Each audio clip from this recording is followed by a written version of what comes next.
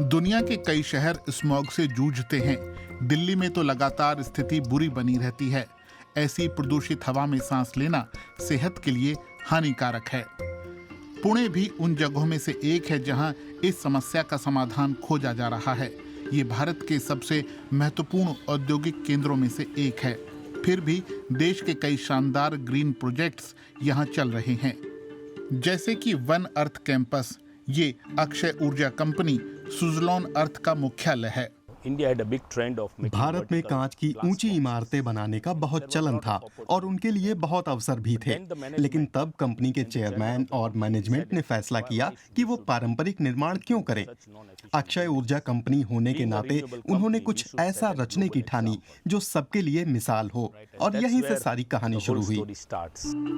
ये परिसर ऊर्जा के मामले में आत्मनिर्भर है, जहां बारिश का पानी जमा करने और ग्रे वाटर रिसाइकलिंग की सुविधा है। आज यहाँ काफी हरियाली है। 20 साल पहले ऐसा नहीं था जब ये इमारत बनी थी। अब चलते हैं जर्मनी, जहाँ बर्लिन जैसे शहरों में खूब पार्क हैं। प्रदूषण को लेकर नियम भी सख्त हैं, फिर भी यहाँ वायु प्रदूषण है। जर्मनी के कई शहर तो डीजल से चलने वाले वाहनों पर पाबंदी लगा चुके हैं। ये प्रोजेक्ट समाधान का हिस्सा हो सकता है, जिसमें छोटे जंगल बेचे जाते हैं। सैद्धांतिक तौर पर यह शहर में लाया गया प्राचीन जंगल का एक टुकड़ा है। 1960 के दशक में जापानी जीव विज्ञानी अरिका मियावाकी ने ये तकनीक विकसित की थी। ये प्रकृति, जंगल और प्राचीन जंगल की तरह बनने की कोशिश करता है।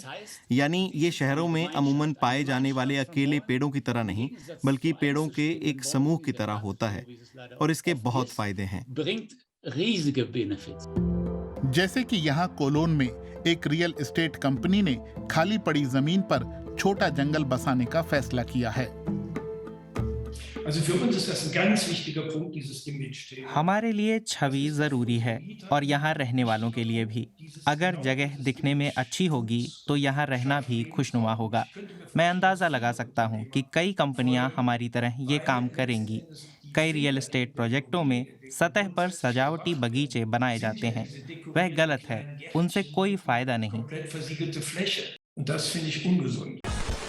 वापस भारत आते हैं। पुणे प्रशासन अपनी ग्रीन इमेज से खुश है, हालांकि वो जानते हैं कि शहर किस कदर वायु प्रदूषण की चपेट में है। यही वजह है कि पुणे ने बीते सालों में बड़े पैमाने पर साइकिल पाथ बनाए हैं। अब ये शहर भारत में सस्टेनेबल आर्किटेक्चर के मामले में अग्रणी बनना चाहता है। व्यावसायिक इमारतें क्लाइमेट फुटप्रिंट घटाने में वाकई मददगार होंगी। इसके लिए रोशनी कम करनी होगी, प्रभावी तरीके से कूलिंग करनी होगी। इसके अलावा प्राकृतिक रोशनी और वेंटिलेशन का इस्तेमाल करें तो किसी जगह को गर्म या ठंडा करने की ज्यादा जरूरत नहीं होगी। ऐसी ही मिसाल है आर्किटेक्ट नूरू करीम का बनाया फॉरेस्ट स्कूल। इसी साल से ये खुलेगा। इसका डिजाइन कुछ अलग है। इसका बाहरी हिस्सा हरा भरा है, छत पर साइकिल पाथ बना है और बड़े बड़े ग्रीन स्पेस हैं। ये डिजाइन प्रकृति और सघन शहरी आबादियों में पढ़ाई के तरीकों के बीच एक संबंध खोजता है। स्कूल को फॉरेस्ट नाम देने के पीछे जो आधार है, वह वृद्धि, सीखना, दोबारा इस्तेमाल, रोपने और खेलने के आइडिया से आया है। पुणे में लगातार नया निर्माण हो रहा है। कस्तूरी हाउसिंग यहाँ के एक बड़े बिल्डर हैं। कंपनी के निदेशक का कहना है कि ग्रीन आर्किटेक्चर में भी मुनाफा है। By nature, we are not स्वभाव से हम सस्टेनेबल नहीं हैं। आखिर में हम कंक्रीट और स्टील के बड़े बड़े स्तंभ ही खड़े कर रहे हैं, और हम जानते हैं कि स्टील का खनन या कंक्रीट में इस्तेमाल हुआ सामान सस्टेनेबल नहीं है। लेकिन जिस तरह हम बिल्डिंग डिजाइन करते हैं, उससे लंबा टिकेंगी।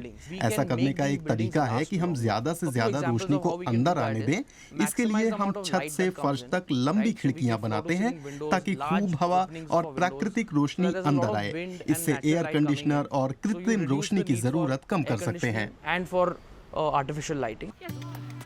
कोलोन में तो दर्जन भर कंपनियां छोटे जंगलों का ऑर्डर दे चुकी हैं। जंगल भले ही छोटा हो, लेकिन इसका दाम बड़ा है। 20 वर्ग मीटर जमीन पर 760 पेड़ों और झाड़ियों के लिए 40,000 यूरो यानी करीब 34 लाख रुपए देने होंगे।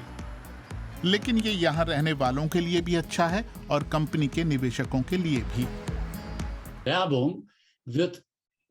बेचने के लिहाज से हरा भरा और इको फ्रेंडली होना अच्छा है। जो कंपनियां हरे भरे परिवेश और असली टिकाऊपन पर जोर देंगी, वही ग्राहकों और समुदाय को ज्यादा लुभा पाएंगी। कोई नहीं जानता कि भविष्य में ग्रीन शहर कैसे दिखेंगे, लेकिन छोटे जंगल और सस्टेनेबल डिजाइन शहरों की हवा सुधारने में अपना योगदान देते रहेंगे, भले ही भारत हो या जर्मनी।